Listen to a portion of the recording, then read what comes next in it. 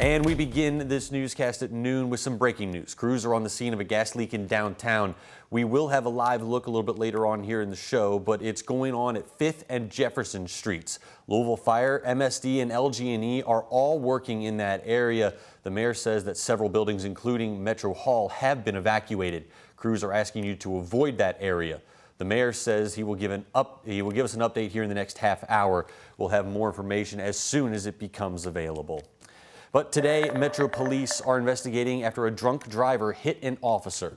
LMPD says it happened around 10 last night on I-265 near the Westport Road exit. Two officers were helping a stranded driver when a woman crashed into one of those cruisers. The officers had their emergency lights on. The officer was inside the cruiser at the time of the collision. Police say the woman driving the car was intoxicated and taken to the hospital with serious injuries. The officer was transported to the hospital with non-life-threatening injuries, and nobody else was hurt. Take a look at this video from our WHAS11 drone as it surveyed the waterfront in downtown Louisville. This all in the aftermath of last week's flooding on the banks of the Ohio River. In less than an hour, volunteers will be cleaning up Waterfront Park for the second day in a row. WHAS11's Alexander Goldberg and photojournalist Jessica Farley spoke with local volunteers as they work to clean up the city.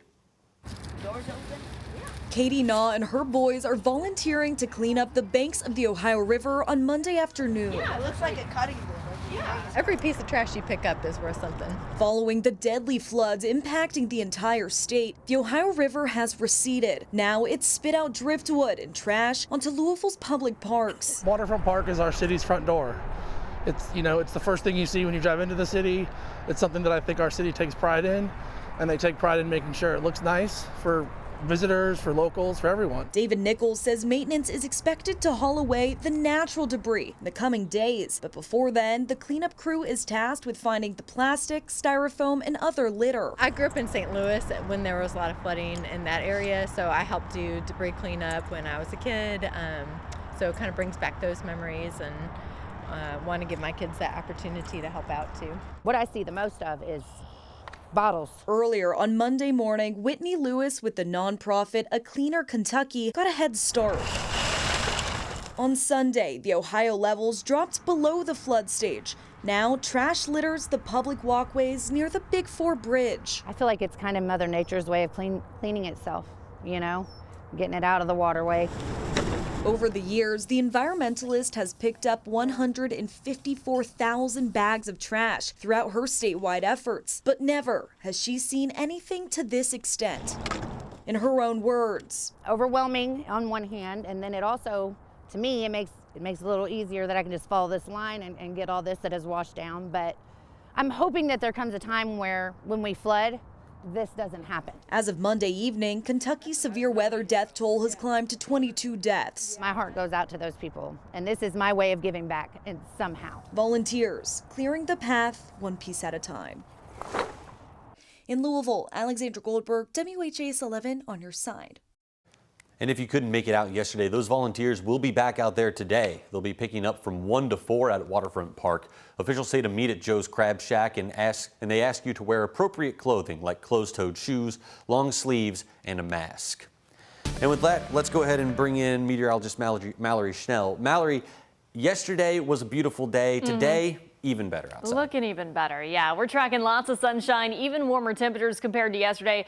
We're taking a live look to Waterfront Park from our Bachman Auto Group and U of L Health downtown Louisville camera. You can see all that driftwood that's still washed ashore, but obviously water levels way down compared to last week. And it's a gorgeous day to head out to the waterfront and clean up or to do anything outdoors, because take a look at these temperatures right now at this lunchtime hour. We're sitting at 62 degrees in Louisville, 59 in Shepherdsville and E-Town, Brandenburg as well, 57 in Corydon, 55 degrees in Paoli. In comparison to this time yesterday, we're running about 10 degrees warmer. That warming trend will take us, of course, into the rest of the afternoon hours. And on top of that, wind speeds not too bad today. Yesterday was a bit breezy at times. Today, we're just dealing with wind gusts up to maybe 15 miles per hour in spots. The highest gust that we're seeing is more so off to our east in Frankfort at 20 miles per hour. Max HD satellite and radar. We had a few clouds very early on today, along with those sprinkles overnight. But since then, nothing but blue sky and sunshine. So once again, Just get out and enjoy it if you can. We're talking high temperatures running several degrees above normal. Our average high is 51 for this time of year, and this will be all across Kentuckiana. Staying clear throughout the evening, wind speeds in between about 5 to 12 miles per hour. And then tonight, temperatures will dip back down to the 30s as clouds gradually increase. We are looking to stay fairly mild and fairly quiet this week, but we do have a couple of rain chances to talk about. I'll have more details on that coming up in our 7-day forecast. Thank you very much, Mallory. Wild winter weather has made Louisville's annual pothole problem even worse this year. I'm sure you've noticed it out there. Metro Public Works say that their crews are stretched thin, but as our Ian Hardwick hears, fixing your roads is still a priority. That's the sound of the 3rd Street bend near Churchill Downs. Potholes that require some slow maneuvering are a big part of Louisville's roads this winter, and there's a couple reasons why. There's salting, scraping, and the sudden rush of water and ice that breaks up the road. Snowfall more than quadrupled from last year to this year, which compounded with recent flooding. It's very bad because of the cold. I live up in the Highlands, and every morning when I come in to work from the Highlands, there's probably 4 or 5 up and down Barstow Road that are really bad. They'll wreck your front end, they're so bad. And at 12,000 potholes filled in January alone, this year is on track to outpace the annual average of 40,000. So the second reason it feels worse to drive around right now, Metro Public Works crews are still busy with flood cleanup and until recently still had to worry about clearing the roads. Supervisor Nick Rambo told us. You know, I've been here 15 and a half years, and this is definitely one of the worst years as far as potholes and things go. While 6 crews are working on repairs currently, the department's maximum capacity is 15 crews. The longer we see fair weather, the sooner the pothole blitz begins. We've got warm weather coming, which helps us out a lot. There will be a lot of progress in the next 2 weeks. You know, we're trying to prioritize the damaging potholes. They haven't been around long so far, so I mean, give them a little time, they'll get it fixed. There's a few ways you can report the potholes yourself. Call 311 or use the Metro 311 app. Post on social media with the hashtag pothole502 or submit your complaints through the LouisvilleKY.gov website. Just remember that the Kentucky Transportation Cabinet is responsible for fixing the interstates in Louisville. For them, potholes can be reported through the WHAS navigation app. In Louisville, Ian Hardwick, WHAS11, on your side. We have some new developments in the Jamey Noel case. Freegee and Freegee auctioneers are planning to auction off 30 to 50 of Jamey and Misty Noel's cars on Derby weekend. That auction will take place at French Lick Resort in French Lick, Indiana. The company says May is the kickoff to the car season in Indiana, and there will be hundreds of car enthusiasts in the region. The auction will be in person and online May 2nd and 3rd.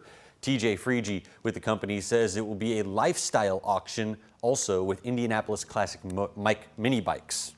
The month of May starts, the car culture, really starts coming in the month of May. That's the dates that worked well for us and worked well for, hosting it and really having more of a lifestyle event. About 8 of the cars are photographed and on the company's website right now. Most of them were seized as evidence from Noel's title swapping scheme. Noel has to repay $3.1 million in restitution. And a judge has denied a former Clark County council member's second attempt to have his charges dismissed. John Miller is accused of financially benefiting from a friendship with Jamey Noel while voting on contracts with Noel's company, New Chapel EMS. Miller is charged with 1 count of conflict of interest. This last attempt was a motion to correct errors in the charging documents. Last year, he tried to dismiss his case altogether. Noel was sentenced last year to 12 years behind bars for charges of including theft, tax evasion, and money laundering. Miller's trial is scheduled for October 27th. More than 3 months after the Givaudan plant explosion, Clifton leaders want to discuss next steps. Metro Councilman Andrew Owen is hosting a community meeting tonight to talk about recovery and redevelopment efforts. That'll include updates on the investigation, health concerns, security, and future use of the property. Givaudan has already said it will not be rebuilding in Clifton, and we do know that the demolition of the site is currently underway. Tonight's meeting is from 6:30 to 8 at United Crescent Hill Ministries.